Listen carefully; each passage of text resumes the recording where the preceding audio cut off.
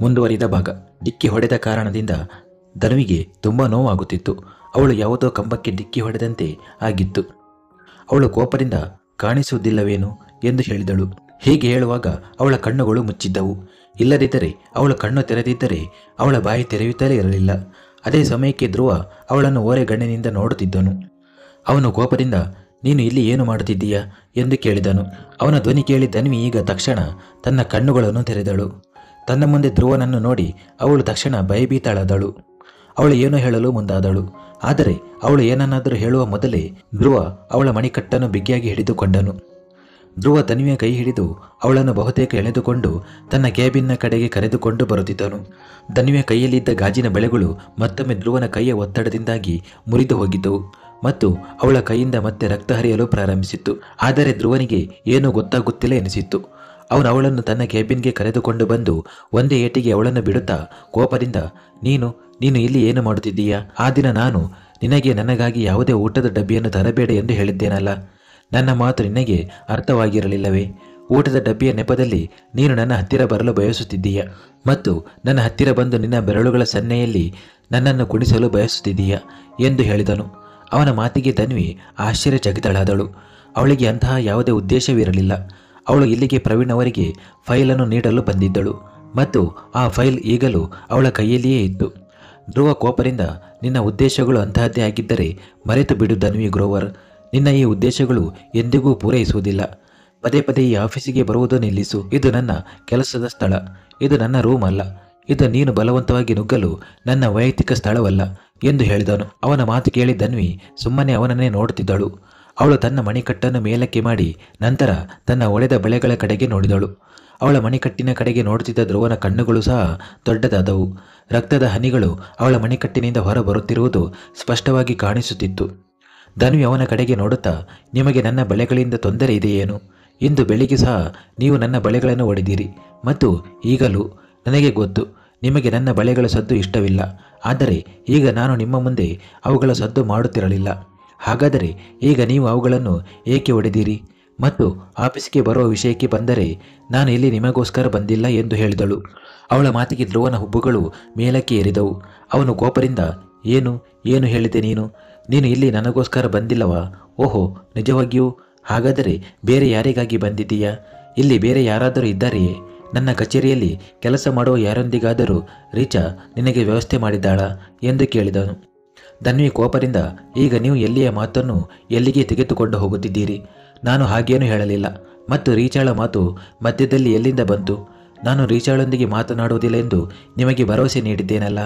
ಹಾಗಾದರೆ ರೀಚಾಳಿಂದ ಹೇಳಿಸಿ ಬೇರೆ ಯಾರೊಂದಿಗಾದರೂ ಏನು ಮಾತನಾಡಲು ಸಾಧ್ಯ ಎಂದು ಹೇಳಿದಳು.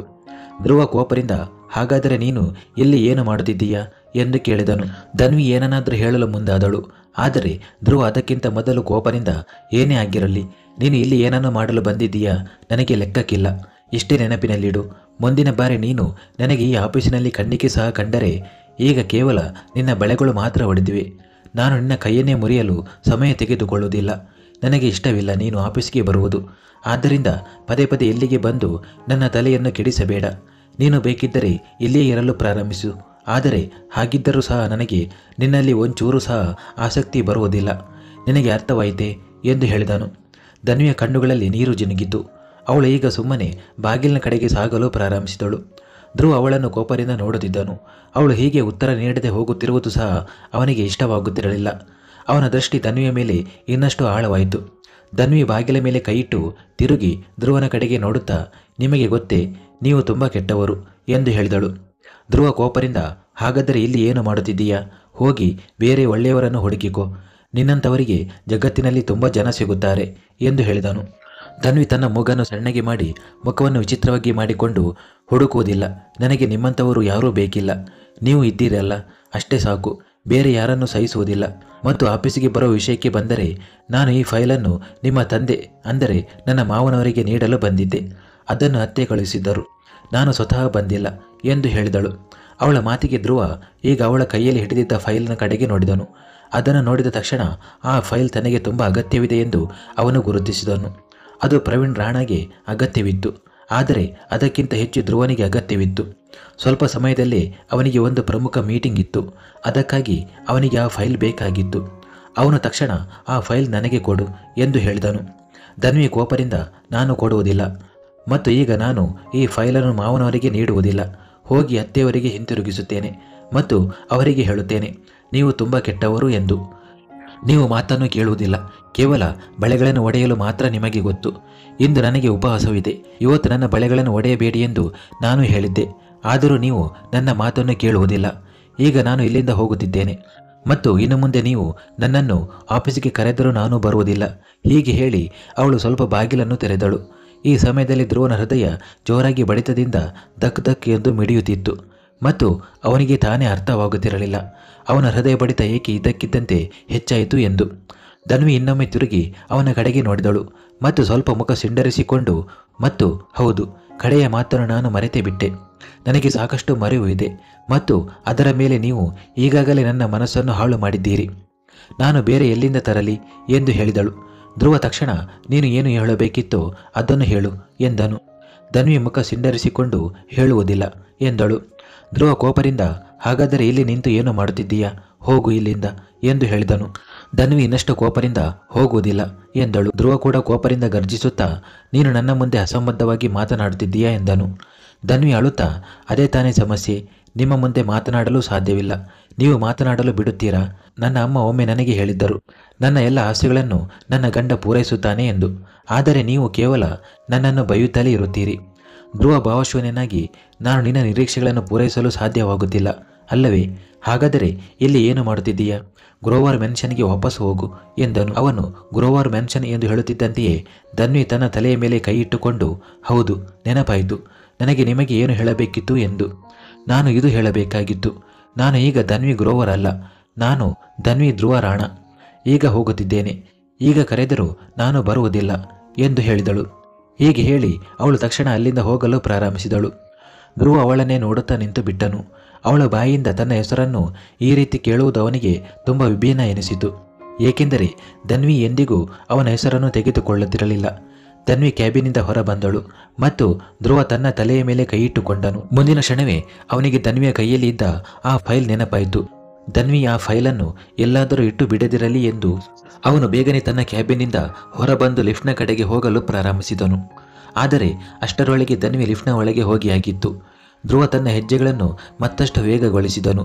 ಧನ್ವಿಯೊಂದಿಗೆ ತಾನು ಅನಗತ್ಯವಾಗಿ ಮಾತನಾಡುತ್ತಿದ್ದೆ ಎಂದು ಧ್ರುವನಿಗೆ ತನ್ನ ಮೇಲೆಯೇ ಕೋಪ ಬಂತು. ಅವನು ಧನ್ವಿಗೆ ಆ ಫೈಲ್ ತನಗೆ ಮುಖ್ಯ ಮತ್ತು ಅದನ್ನು ತನಗೆ ಕೊಡು ಎಂದು ಹೇಳಬೇಕಿತ್ತು. ಆದರೆ ಹೇಳಬೇಕಾದ ವಿಷಯವನ್ನು ಅವನು ಹೇಳಲೇ ಇಲ್ಲ ಮತ್ತು ಬೇರೆಲ್ಲ ವಿಷಯಗಳ ಬಗ್ಗೆ 1000 ಮಾತುಗಳನ್ನು ಆಡಿದನು. ಅವನೀಗ ಮೆಟ್ಟಿಲುಗಳನ್ನು ಇಳಿದು ಕೆಳಗೆ ಬರಲು ಪ್ರಾರಂಭಿಸಿದನು, ಇದರಿಂದ ಧನ್ವಿಯನ್ನು ಬೇಗನೆ ತಡೆಯಬಹುದು ಎಂದು. ಇನ್ನೊಂದೆಡೆ ಧನ್ವಿ ಲಿಫ್ಟ್ನಲ್ಲಿ ತುಂಬ ಅಳುತ್ತಿದ್ದಳು. ಧ್ರುವನ ಮುಂದೆ ಹೇಗೋ ತನ್ನನ್ನು ತಾನು ನಿಭಾಯಿಸಿಕೊಂಡಿದ್ದಳು. ಆದರೆ ಈಗ ಧ್ರುವನ ಮಾತುಗಳನ್ನು ನೆನೆಸಿಕೊಂಡು ಅವಳಿಗೆ ಅಳು ಬರುತ್ತಿತ್ತು. ಧ್ರುವ ಯಾವಾಗಲೂ ಅವಳು ತನ್ನನ್ನು ಬಿಟ್ಟು ಹೋಗಬೇಕು ಎಂದು ಹೇಳುತ್ತಿದ್ದನು. ಅವನಿಗಂತೂ ಈ ಮದುವೆ ಏನೂ ಅಲ್ಲವೇನೋ.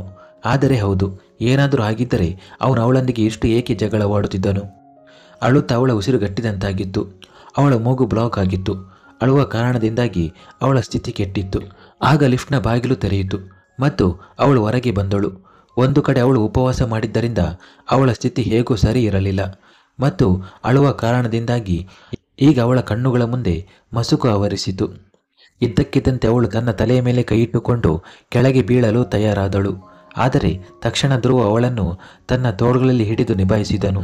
ಅವಳು ಬೀಳುವುದನ್ನು ನೋಡಿ ಅವನ ಹೃದಯ ಒಂದು ಕ್ಷಣ ಬಡಿದುಕೊಳ್ಳುವುದನ್ನೇ ನಿಲ್ಲಿಸಿತ್ತು.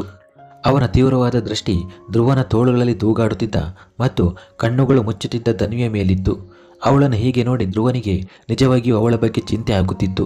ಅವನು ಬೇಗನೆ ಅವಳನ್ನು ತನ್ನ ತೋಳುಗಳಲ್ಲಿ ಎತ್ತಿಕೊಂಡು ಒಳಭಾಗಕ್ಕೆ ಕರೆದುಕೊಂಡು ಹೋದನು. ಧನ್ವಿ ಈಗ ತನ್ನ ಕೈಗಳನ್ನು ಅವನ ಭುಜದ ಮೇಲೆ ಇಟ್ಟಿದ್ದಳು. ಧ್ರುವ ಕೋಪದಿಂದ ವ್ರತ ಮಾಡಲು ಆಗದಿದ್ದರೆ ಏಕೆ ಮಾಡುತ್ತೀಯಾ ಎಂದನು. ಧನ್ವಿ ಅವನಿಗೆ ಉತ್ತರಿಸುವ ಸ್ಥಿತಿಯಲ್ಲಿ ಇರಲಿಲ್ಲ. ಹಾಗಾಗಿ ಅವಳು ಏನು ತಾನೇ ಹೇಳುತ್ತಾಳೆ? ಧ್ರುವ ಅವಳನ್ನು ವಿಶ್ರಾಂತಿ ಕೋಣೆಗೆ ಕರೆದುಕೊಂಡು ಬಂದನು ಮತ್ತು ಸೋಫಾದ ಮೇಲೆ ಮಲಗಿಸಿ ತಕ್ಷಣ ಮುಂದೆ ಇಟ್ಟಿದ್ದ ನೀರಿನ ಗ್ಲಾಸನ್ನು ತೆಗೆದುಕೊಂಡು ಅವಳ ಹತ್ತಿರ ಬಂದನು. ಅವನು ಧನ್ವಿಯ ಮುಂದೆ ಆ ನೀರಿನ ಗ್ಲಾಸ್ ಹಿಡಿದಾಗ ಧನ್ವಿ ತನ್ನ ಮುಖವನ್ನು ಮತ್ತೊಂದು ಕಡೆ ತಿರುಗಿಸಿಕೊಂಡಳು.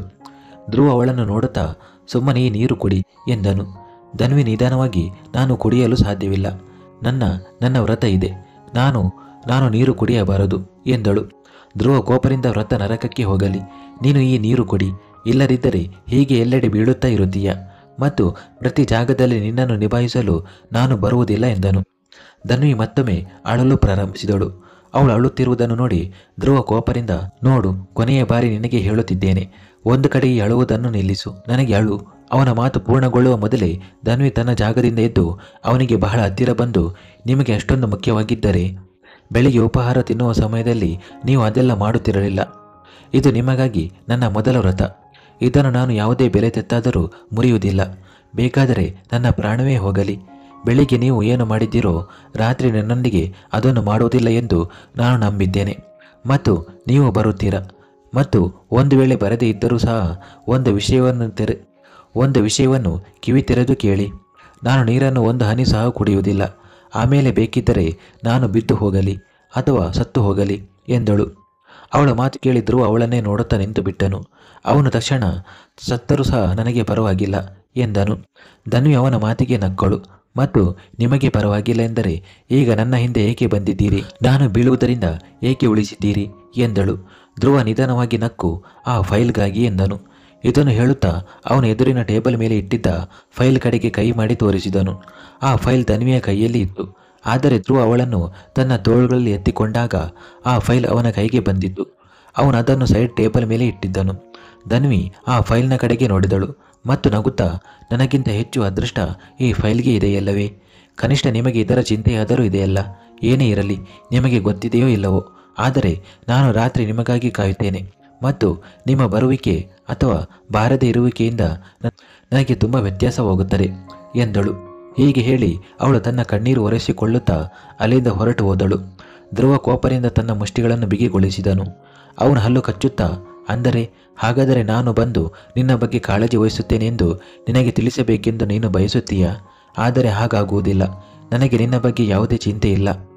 ನೀರು ಕುಡಿಯಲು ಇಷ್ಟವಿಲ್ಲವೇ? ಕುಡಿಯಬೇಡ. ಈ ವ್ರತ ಮಾಡಲು ನಾನು ನಿನಗೆ ಹೇಳಲಿಲ್ಲ. ಮಾಡಿದ್ದರೆ ನಿನ್ನನ್ನು ನೀನೇ ನಿಭಾಯಿಸು. ನಿನ್ನನ್ನು ನಿಭಾಯಿಸುವ ಗುತ್ತಿಗೆಯನ್ನು ನಾನು ತೆಗೆದುಕೊಂಡಿಲ್ಲ ಎಂದನು. ಇದನ್ನು ಹೇಳಿ ಅವನು ತನ್ನ ಕೈಯಲ್ಲಿದ್ದ ನೀರಿನ ಗ್ಲಾಸನ್ನು ಜೋರಾಗಿ ಕೆಳಗೆ ನೆಲಕ್ಕೆ ಎಸೆದನು ಮತ್ತು ತಕ್ಷಣ ಅಲ್ಲಿಂದ ತನ್ನ ಕ್ಯಾಬಿನ್ಗೆ ಹೊರಟು ಹೋದನು. ಇನ್ನೊಂದೆಡೆ ಧನ್ವಿ ತನ್ನ ತಲೆಯ ಮೇಲೆ ಕೈ ಇಟ್ಟುಕೊಂಡು ಮತ್ತೆ ಕೆಳಗೆ ಬಂದಳು ಮತ್ತು ಕಾರಿನಲ್ಲಿ ಕುಳಿತುಕೊಂಡಳು. ಡ್ರೈವರ್ ತಕ್ಷಣ ಕಾರನ್ನು ರಾಣಾ ಮೆನ್ಷನ್ ಕಡೆಗೆ ಓಡಿಸಿದನು. ಅದೇ ಸಮಯದಲ್ಲಿ ರಾಣಾ ಮೆನ್ಷನ್ನಲ್ಲಿ ಸೃಷ್ಟಿಯವರು ಫೋನಿನಲ್ಲಿ ಪ್ರವೀಣ್ ಅವರೊಂದಿಗೆ ಮಾತನಾಡುತ್ತಿದ್ದರು.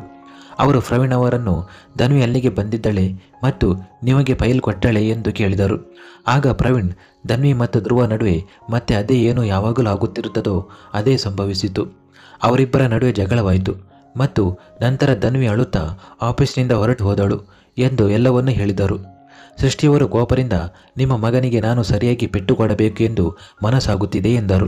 ಪ್ರವೀಣ್ ಅವರು ಕೂಡ ತಕ್ಷಣ, ಓಹೋ, ಮೊದಲು ಈ ಮಗ ನಿನ್ನವನಾಗಿದ್ದ ಮತ್ತು ಈಗ ಇದ್ದಕ್ಕಿದ್ದಂತೆ ನನ್ನವನಾಗಿ ಬಿಟ್ಟನಾ? ಇವನು ಕೇವಲ ನನ್ನವನಲ್ಲ, ನಿನ್ನವನೂ ಹೌದು ಎಂದರು. ಸೃಷ್ಟಿಯವರು ಕೋಪದಿಂದ, ಆದರೆ ಇವನ ಈ ಮನೋಭಾವ ನನ್ನಿಂದ ಬಂದಿಲ್ಲವಲ್ಲ ಎಂದರು. ಮುಂದುವರಿಯುವುದು.